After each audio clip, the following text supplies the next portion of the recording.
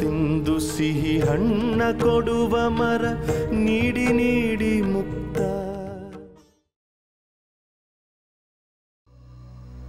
ನೋಡೋಣ. ನಮಸ್ತೆ ಸರ್. ಓ ನಮಸ್ಕಾರ. ಹಲೋ ಸರ್, ಪ್ಲೀಸ್ ಕೂತ್ಕೊಳ್ಳಿ.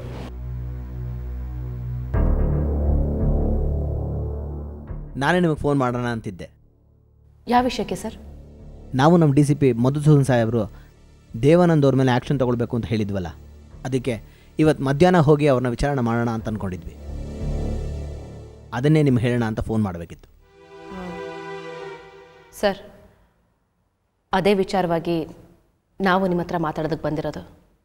ಏನು ಹೇಳಿ ಸರ್, ನಾವು ಕಂಪ್ಲೇಂಟ್ನ ವಾಪಸ್ ತಗೋತಾ ಇದ್ದೀವಿ.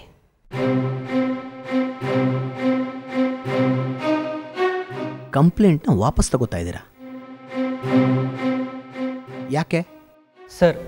ದೇವಾನಂದ್ ಅವರು ಈ ಹಲ್ಲೆ ಮಾಡಿಸಿಲ್ಲ ಸರ್. ನಾವು ಕಂಪ್ಲೇಂಟ್ ವಾಪಸ್ ತಗೊಳ್ಳದೆ ಹೋದರೆ ನೀವು ಅವ್ರ ಮೇಲೆ ಅನಿವಾರ್ಯವಾಗಿ ಕ್ರಮ ತಗೊಳ್ಳೇಬೇಕಾಗತ್ತೆ. ಅದು ತಪ್ಪಾಗತ್ತಲ್ವಾ ಸರ್? ಪಾಪ ದೇವಾನಂದ್ ಅವ್ರದ್ದು ಇದರಲ್ಲಿ ಏನೂ ತಪ್ಪಿಲ್ಲ ಸರ್. ಅದಕ್ಕೆ ನಾವು ಕಂಪ್ಲೇಂಟ್ನ ವಾಪಸ್ ತಗೋತಾ ಇದ್ದೀವಿ.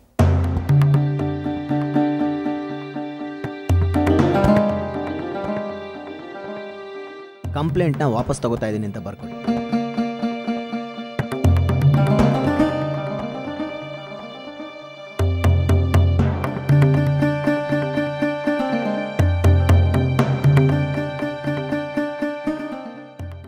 ನಿಮ್ಮನ್ನ ಒಂದು ವಿಚಾರ ಕೇಳ್ಬೋದಾ? ಕೇಳಿ ಸರ್. ದೇವಾನಂದ್ ಅವರು ಹಲ್ಲೆ ಮಾಡಿಸಿಲ್ಲ ಅಂತ ನಿಮಗೆ ಹೇಗೆ ಗೊತ್ತಾಯಿತು? ಸರ್, ನೀವು ಬಂದು ಆ ವಿಚಾರ ನಮಗೆ ಹೇಳಿದ್ಮೇಲೆ ನಾವು ಹೋಗಿ ದೇವಾನಂದ ಸ್ವಾಮಿಯವ್ರ ಹತ್ರ ಕೇಳಿದ್ವಿ. ಆಗ ಆ ರಾಕೇಶು ಅಲ್ಲೇ ಇದ್ರು. ಆಗ ದೇವಾನಂದ ಸ್ವಾಮಿಯವರು ಖುದ್ದಾಗಿ ರಾಕೇಶನ್ನ ಕೇಳಿದ್ರು. ಆಗ ರಾಕೇಶು ಒಪ್ಕೊಂಡ್ರು ಸರ್, ದೇವಾನಂದ ಸ್ವಾಮಿಯವರು ಈ ಹಲ್ಲೆ ಮಾಡಿಸಿಲ್ಲ ಅಂತ. ವಾಟ್? ಹಾಗೆ ಹೇಳಿದ್ನ ರಾಕೇಶ್? ಆದರೆ ನಾನು ಕೇಳಿದಾಗ ದೇವಾನಂದ್ ಅವರೇ ಹಲ್ಲೆ ಮಾಡಿಸಿದ್ದು ಅಂತ ಹೇಳ್ದ. ಎಲ್ಲೋ ನೀವು ಕೇಳಿದಾಗ ಹೆದರ್ಕೊಂಡು ದೇವಾನಂದ್ ಅವ್ರ ಹೆಸರು ಹೇಳಿರ್ಬೋದು ಸರ್. ಆ ರಾಕೇಶ್ನ ಹಾಗೆ ಬಿಡಬಾರ್ದು. ಅವನಿಗೆ ಒಂದು ವಾರ್ನಿಂಗ್ ಮಾಡಿ ಬಿಡಬೇಕು. ಏನೂ ಬೇಡ ಅನ್ಸುತ್ತೆ ಸರ್. ಪರವಾಗಿಲ್ಲ, ಬಿಟ್ಬಿಡಿ. ಯಾಕೆ ಮಾಡಬಾರ್ದು ಸರ್? ಇವತ್ತು ಅವನು ಕೊಟ್ಟಿರೋ ಸುಳ್ಳು ಹೇಳಿಕೆಯಿಂದ ಮಾಜಿ ಉಪಮುಖ್ಯಮಂತ್ರಿ ಆದ ದೇವಾನಂದ್ ಸಾಹೇಬ್ರ ಮೇಲೆ ನಾವು ಅನುಮಾನ ಪಡೋ ಹಾಗಾಯಿತು. ಅಕಸ್ಮಾತ್ ಇವತ್ತು ನಾವು ಅವ್ರನ್ನ ವಿಚಾರಣೆ ಮಾಡೋದಕ್ಕೆ ಅವ್ರ ಮನೆಗೆ ಹೋಗಿದ್ದಿದ್ರೆ ಅಲ್ಲಿ ಅವಮಾನ ಆಗ್ತಿದ್ದು ನಮಗೆ. ಅದಕ್ಕೆ ಅವನಿಗೆ ಒಂದು ವಾರ್ನಿಂಗ್ ಮಾಡಲೇಬೇಕು. ಇರಿ, ಈಗಲೇ ಫೋನ್ ಮಾಡ್ತೀನಿ ಅವನಿಗೆ.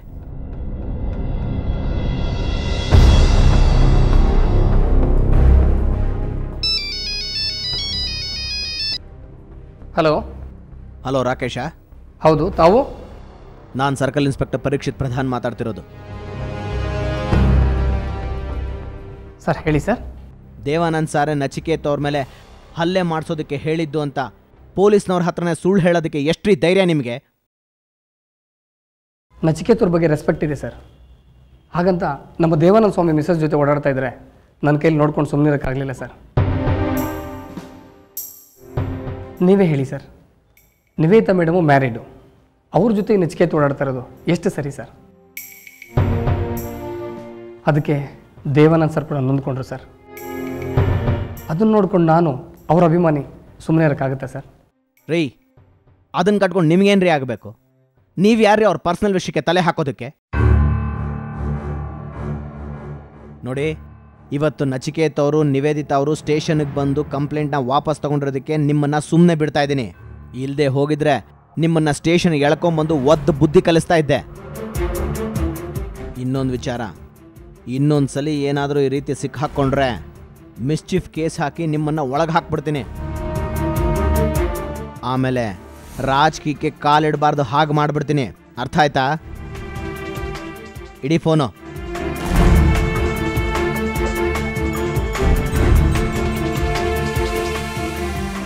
ಇನ್ನು ನಾವು ನಿಮ್ಮ ತಂಟೆಗೆ ಬರೋದಿಲ್ಲ ಬಿಡಿ. Okay sir, thank you. ನಾವೇನು ಬರ್ತೀವಿ. ಓಕೆ, ಹೋಗಿ ಬನ್ನಿ.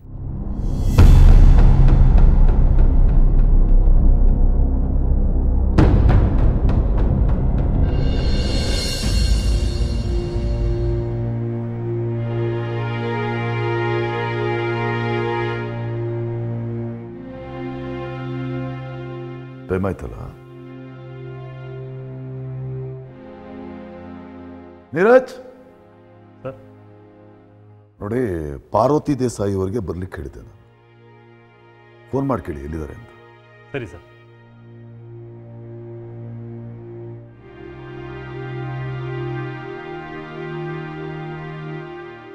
ಸರ್, ರಿಂಗ್ ಆಗ್ತಾ ಇದೆ, ರಿಸೀವ್ ಮಾಡ್ತಾ ಇಲ್ಲ. ಬರ್ತಾ ಇರ್ಬೋದು. ನೋಡಿ, ಯಾವುದೋ ಕಾರ್ ಬಂದು ಸದ್ದಾಯಿತು, ಅವರೇ ಇರ್ಬೋದು, ಒಳಗಡೆ ಕಳಿಸಿ. ಸರಿ ಸರ್. ಕೂತ್ಕೊಳ್ಳಿ ಗೌಡ್ರೆ.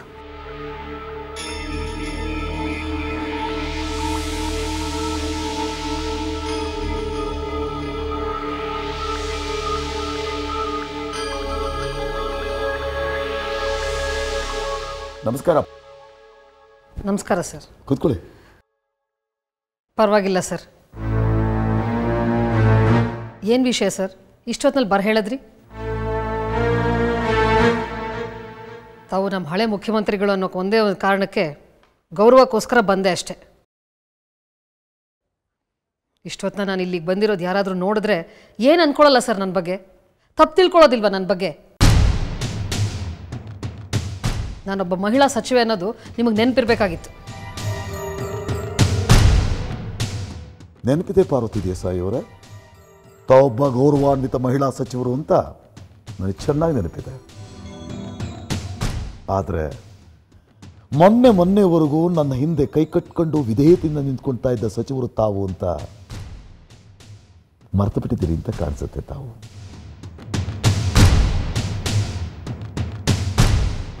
ಏನ್ ಮೇಡಮ್, ಚಾಬ್ರಿಯಾ ಅವ್ರ ಜೊತೆ ನಮ್ಮ ಮನೆಗೆ ಬಂದು ಚಾಬ್ರಿಯಾ ಅವರೇ ಮುಖ್ಯಮಂತ್ರಿಗಳಾಗಲಿ ಅಂತ ಭಾಳ ಸ್ಟ್ರಾಂಗ್ ಆಗಿ ಸಪೋರ್ಟ್ ಮಾಡ್ತಾ ಇದ್ರಲ್ಲ ನೀವು. ಇಲ್ಲಿ 1 ವರ್ಷದ ಕೆಳಗಿನವರೆಗೂ ನನ್ನ ಹಿಂದೆ ನನ್ನ ಪರವಾಗಿ ಜೈಕಾರ ಆಗ್ತಾ ಇದ್ರಲ್ವಾ ತಾವು? ಅದು ಆ ಕಾಲ, ಇದು ಈ ಕಾಲ. ಓ, ಅಂದ್ರೆ ಕಾಲಕ್ಕೆ ತಕ್ಕನಾಗಿ ತಮ್ಮ ನಿಷ್ಠೆಯನ್ನು ಬದಲಾಯಿಸ್ತೀರಿ. Okay madam. ಪಾರ್ವತಿ ದೇಸಾಯಿ ಅವರೇ, ನಿಮ್ಗೊಬ್ಬ ಮಗ ಇದ್ದಾನಲ್ವಾ? ಒಬ್ಬ ಮಗ. ಅವನ ಹೆಸರೇನು? ವಿಜಯ್ ದೇಸಾಯಿ. ಹಾ, ವಿಜಯ್ ದೇಸಾಯಿ. ಅವನು ಇಲ್ಲಿಗೆ 1.5 ವರ್ಷದ ಹಿಂದೆ ಒಬ್ಬರ ಕ್ಯಾಬರೆ ಡ್ಯಾನ್ಸರ್ ಹತ್ರ ತುಂಬ ಅಸಭ್ಯವಾಗಿ ನಡ್ಕೊಂಡಿದ್ದ. ಆಗ ಆ ಕ್ಯಾಬರೆ ಡ್ಯಾನ್ಸರ್ ಕಂಪ್ಲೇಂಟ್ ಮಾಡಿದ್ಲು ಪೊಲೀಸ್ನವ್ರಿಗೆ. ಕೇಸ್ ಕೂಡ ಬುಕ್ ಆಗಿತ್ತು. ನೆನಪಿದೆಯಾ?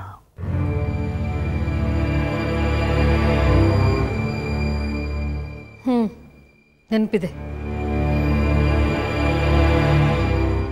ಆ ಕೇಸಲ್ಲಿ ನಿಮ್ಮ ಮಗನಿಗೆ ಜೈಲು ಶಿಕ್ಷೆ ಆಗೋದ್ರಲ್ಲಿತ್ತು. ಆಗ ನಾನು ಸಂಬಂಧಪಟ್ಟವ್ರಿಗೆ ಹೇಳಿ ಜೈಲು ಶಿಕ್ಷೆಯಿಂದ ನಿಮ್ಮ ಮಗನನ್ನು ಪಾರು ಮಾಡಿಸ್ದೆ. ಅದು ಕೂಡ ನೆನಪಿರ್ಬೇಕಲ್ವಾ ತಮಗೆ? ನೆನಪಿದೆ. ಪರಮಾನಂದ ಗೌಡ್ರೆ, ಎಲ್ಲಿ ಆ ಫೈಲ್ ಕೊಡಿ.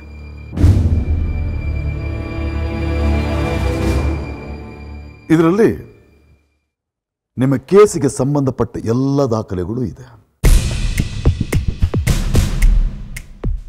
ಆಗ ನಿಮ್ಮ ಮಗ ತಾನು ಮಾಡಿದ ತಪ್ಪನ್ನು ಒಪ್ಪಿಕೊಂಡು ಒಂದು ತಪ್ಪೊಪ್ಪಿಗೆ ಪತ್ರವನ್ನು ಸಹ ಬರೆದುಕೊಟ್ಟಿದ್ದಾನೆ. ಇದು ನಿಮ್ಮ ಮಗ ಮಾತ್ರ ಅಲ್ಲ, ನೀವು ಒಂದು ಕೂಡ ಲೆಟ್ರ್ ಬರ್ಕೊಟ್ಟಿದ್ದೀರಿ ನೋಡಿ.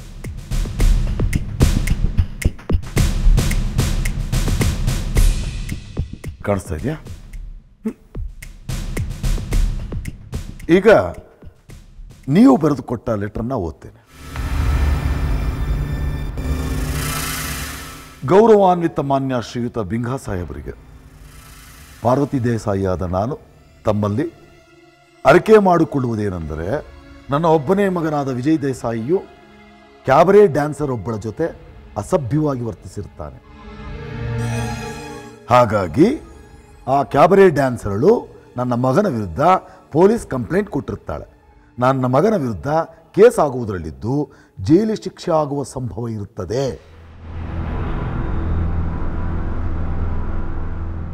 ಹಾಗಾಗಿ ದಯಾಳುಗಳಾದ ತಾವುಗಳು ನನ್ನ ಮಗನನ್ನು ಈ ಕೇಸಿನಿಂದ ಬಚಾವ್ ಮಾಡಬೇಕೆಂದು ಕೇಳಿಕೊಡುತ್ತೇನೆ. ತಾವು ನನ್ನ ಮಗನನ್ನು ಈ ಕೇಸಿನಿಂದ ಬಚಾವ್ ಮಾಡಿದರೆ ನಾನು ಯಾವತ್ತೂ ನಿಮಗೆ ನಿಷ್ಠಳಾಗಿರುತ್ತೇನೆ. ಇತಿ ತಮ್ಮ ನಂಬುಗೆಯ ಪಾರ್ವತಿ ದೇಸಾಯಿ.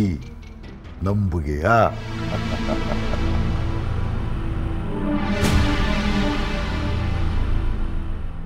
ನೋಡಿ ಮೇಡಮ್, ನಿಮ್ಮದೇ ಹ್ಯಾಂಡ್ ರೈಟಿಂಗು. ನೀವು ನನ್ನನ್ನು ರಿಕ್ವೆಸ್ಟ್ ಮಾಡ್ಕೊಂಡು ಬರೆದು ಕೊಟ್ಟಂತಹ ಲೆಟ್ರು ಕಾಣಿಸ್ತಾ ಸರಿ ಇದೆಯಾ? ನಿಮ್ಮ ಮಗನ ಕೇಸನ್ನು ಮತ್ತೆ ತೆಗೆಸ್ಲಾ ಮೇಡಮ್?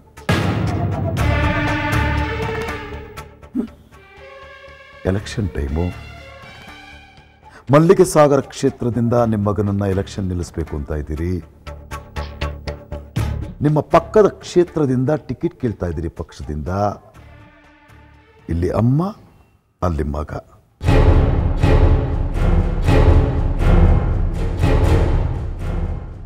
ಈಗೇನಾದರೂ ಈ ವಿಷಯ ಪತ್ರಿಕೆಯವರಿಗೇನಾದರೂ ಗೊತ್ತಾದರೆ ನಿಮ್ಮ ಮತ್ತು ನಿಮ್ಮ ಮಗನ ಪುರಾಣ ದೊಡ್ಡ ದೊಡ್ಡ ಅಕ್ಷರಗಳಲ್ಲಿ ಪ್ರಕಟ ಆಗುತ್ತೆ.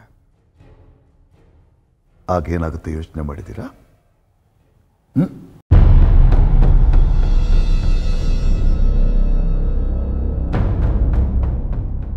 ಏನ್ ಮೇಡಮ್ ಕಣ್ಣೀರಾಗ್ತಾ ಇದ್ದೀರಾ? ಅದು ನನ್ನೆದುರಿಗೆ ಪಾರ್ವತಿ ದೇಸಾಯಿಯವರು, ಮಾನ್ಯ ಸಚಿವರು ತಮಗೆ ತಮ್ಮ ಮಗನಿಗೆ ತೊಂದರೆ ಆಗುತ್ತೆ ಅಂತ ಕಣ್ಣೀರಾಗ್ತಿದ್ರೆ ನನ್ನ ಮುಂದೆ.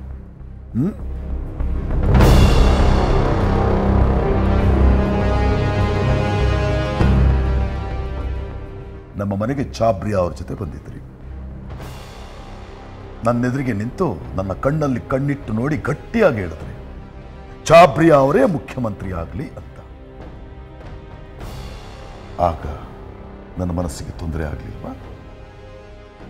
ಅವ್ರಿಗೆ ಸಪೋರ್ಟ್ ಮಾಡ್ತೀನಿ ಅಂತ ಹೇಳಿದ್ರಿ. ಆಗ ಇಡೀ ನನ್ನ ರಾಜಕೀಯ ಭವಿಷ್ಯ ನಾಶ ಆಗಲ್ವಾ?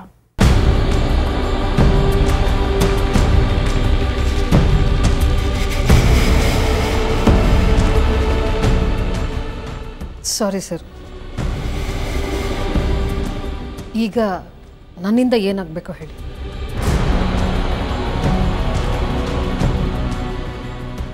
ನಾಳೆ ಸೋಮವಾರ ಶಾಸಕಾಂಗ ಪಕ್ಷದ ಸಭೆಯಲ್ಲಿ ನೀವು ನಿಮ್ಮ ಕಡೆ MLAಗಳು ನನ್ನ ಪರವಾಗಿರಬೇಕು.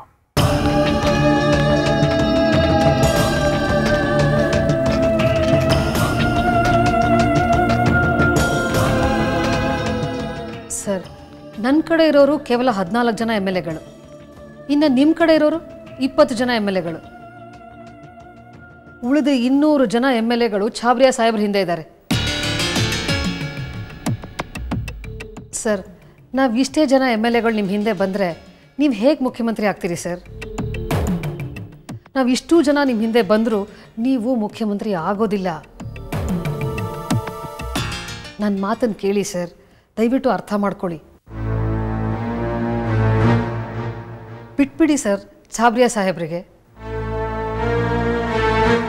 ಸರ್, ಈಗ ಚಾಬ್ರಿಯಾ ಅವರು ನಿಮ್ಗಿಂತ ಸ್ಟ್ರಾಂಗ್ ಆಗಿದ್ದಾರೆ. ಅಷ್ಟೇ ಯಾಕೆ ಸರ್, ನಿಮ್ಮ ಪಟ್ಟ ಶಿಷ್ಯ ಗೋವಿಂದಪ್ಪ ಅವರು ಕೂಡ ಚಾಬ್ರಿಯಾ ಅವ್ರ ಕಡೆಗೆ ಇರೋದು. ದಯವಿಟ್ಟು ನಾನು ಹೇಳೋದನ್ನು ಅರ್ಥ ಮಾಡ್ಕೊಳ್ಳಿ ಸರ್.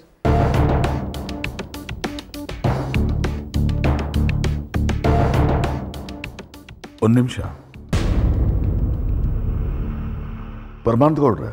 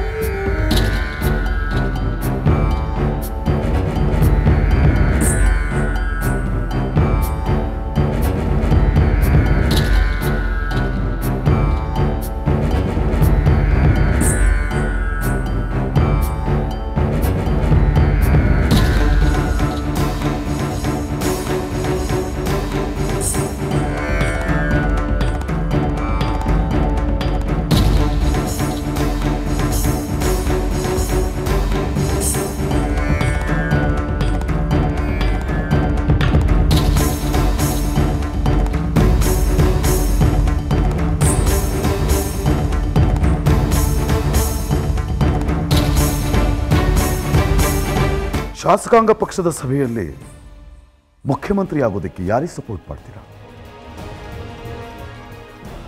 ತಮಗೆ ಸರ್.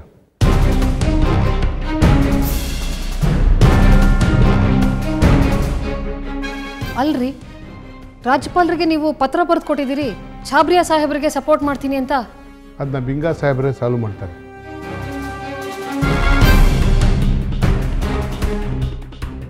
ನೋಡಿ ಪಾರ್ವತಿ ದೇಸಾಯಿ ಅವರ, ಗೋವಿಂದಪ್ಪನ ಕಡೆಯ 40 ಜನ ನನ್ನ ಹಿಂದೆ ಇರ್ತಾರೆ.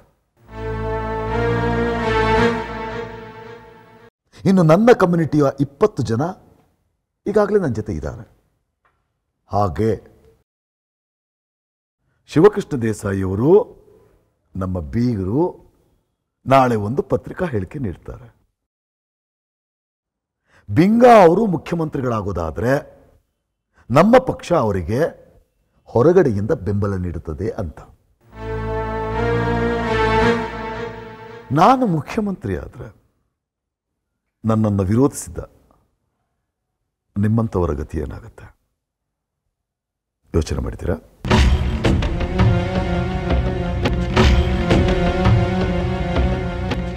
ನಿಮ್ಮ ಮಗನ ಕೇಸು ರೀಓಪನ್ ಆಗುತ್ತೆ.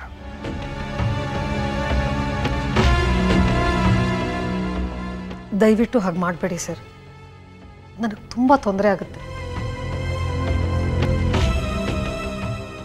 ನಾನು ನೀವು ಹೇಳ್ದಾಗೆ ಕೇಳ್ತೀನಿ. ಈಗ ನಾನು ಏನು ಮಾಡಬೇಕು ಹೇಳಿ.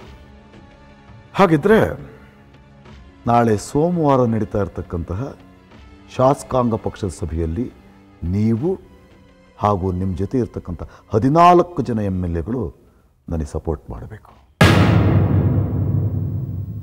ಆಚೆ ಕಡೆ ಚಾಬ್ರಿಯಾರ್ ಪರವಾಗಿದ್ದೀರಿ ಅನ್ನೋ ರೀತಿಯಲ್ಲಿ ಮಾತಾಡಬೇಕು. ಶಾಸಕಾಂಗ ಪಕ್ಷದ ಸಭೆಯಲ್ಲಿ ನನ್ನ ಪರವಾಗಿ ಕೈ ಎತ್ತಬೇಕು. ನಾನು ಹೇಳ್ದಾಗೆ ನೀವು ಮಾಡಿದ್ರೆ ನಾನು ಮುಖ್ಯಮಂತ್ರಿಯಾದ ತಕ್ಷಣ ನೀವು ಕ್ಯಾಬಿನೆಟ್ ದರ್ಜೆ ಮಂತ್ರಿ ಆಗ್ತೀರಿ.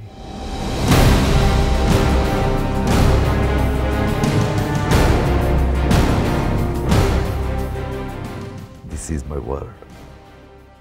ಸರಿ ಸರ್, ಹಾಗೆ ಆಗಲಿ. ಪಾರ್ವತಿ ದೇಸಾಯಿ ಅವರ ಎಷ್ಟು ದುಡ್ಡು ಆಫರ್ ಮಾಡಿದ್ರು ಛಾಬ್ರಿಯಾ ಅವರು?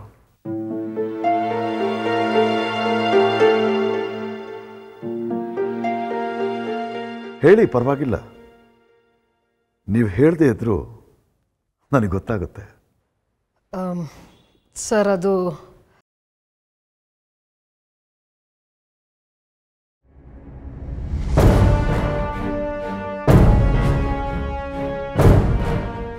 ಅಷ್ಟೊಂದು ದೊಡ್ಡ ಮೊತ್ತನ? ಪರವಾಗಿಲ್ಲ, ತಗೊಳ್ಳಿ, ನಾನೇನು ಬೇಡ ಅನ್ನೋದಿಲ್ಲ. ಯಾಕೆಂದರೆ ನನ್ನ ಹತ್ರ ಕೊಡೋದಕ್ಕೆ ಹಣ ಇಲ್ಲ.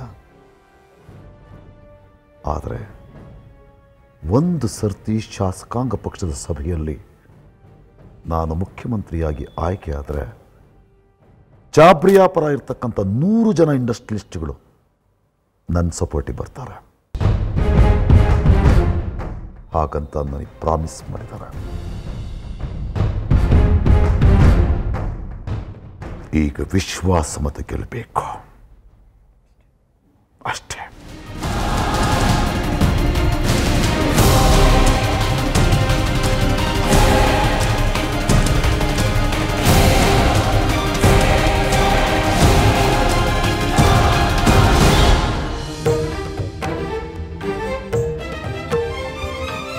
ಭೂಮೊಗವಾಡದ ಇರಿಯುವ ಮುಳ್ಳೆ ಎಲ್ಲಿವರೆಗೆ ನಿನ್ನಾಟ? ಭೂಮೊಗವಾಡದ